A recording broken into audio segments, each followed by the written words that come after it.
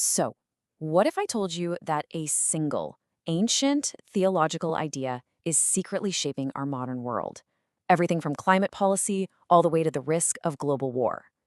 Well, that's exactly what a fascinating article we're breaking down today suggests. It argues there is a kind of hidden script driving all the biggest headlines. Let's start with a puzzle that the source material points out, something you probably noticed yourself. Just a short time ago, it felt like the only existential threat anyone was talking about was the climate. And now, it's like almost overnight the whole script is flipped. It's all about global conflict. So what gives? The author really digs into this massive pivot. Just think about the language. We went from hearing about things like Agenda 2030, net zero, the Paris Agreement, to this really harsh language of conflict, democracy versus autocracy, global realignment, national security. And here's the kicker the article points out. It's often the exact same leaders and institutions pushing both narratives with the same sky-is-falling level of urgency. This sharp turn kind of forces us to ask a really big question, which the source material puts bluntly.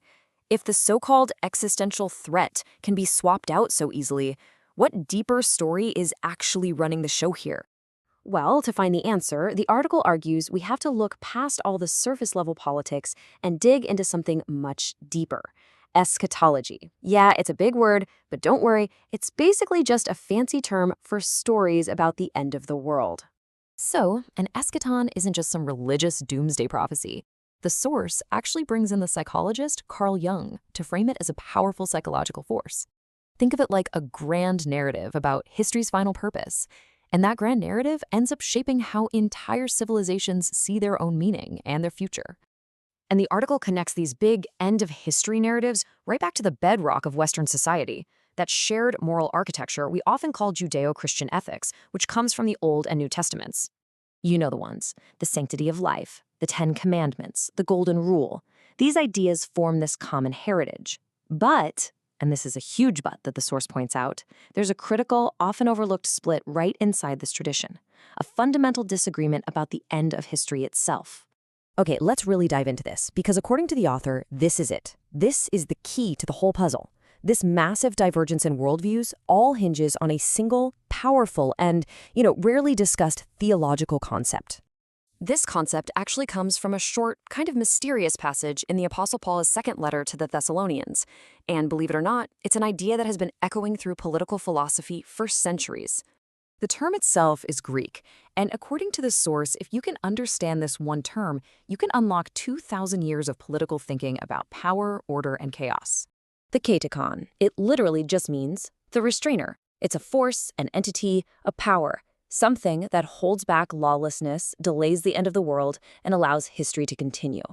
So the crucial point is this: the Katechon is whatever is preventing the final world-ending chaos. And it's pretty wild because throughout history, this restraining power has been identified with all sorts of different things. Early Christians thought it was the Roman Empire and its laws. Later on, people identified it with the church, or a great Christian emperor, or even just the abstract idea of the rule of law itself. Okay, and this is where it starts to get really interesting. The author argues that your view on the Katechon, who or what it is, or if it even exists, creates two fundamentally different worldviews with two completely different missions on the world stage. The source draws this really stark contrast. In the Christian framework, the goal is primarily to restrain the end, to hold the line against chaos.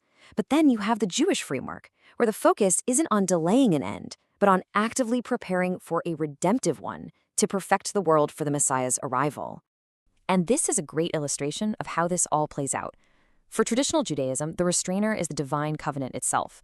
For Catholicism, it's the universal church. And for Russian Orthodoxy, it's the state, the Third Rome, which is tasked with restraining a decadent West. So you see, 3 different Katechons, 3 very different geopolitical missions.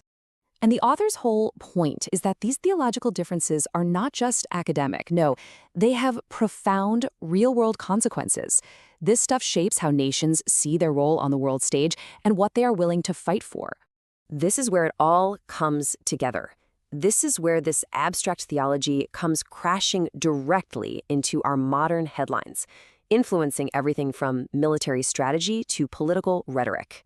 According to the article, this ideology, this Third Rome doctrine that sees Moscow as the successor to Rome and Constantinople, has been explicitly used by figures inside the Russian Orthodox Church to frame the current conflict in Ukraine as a holy war, a divine mission to restrain what they call a satanic West.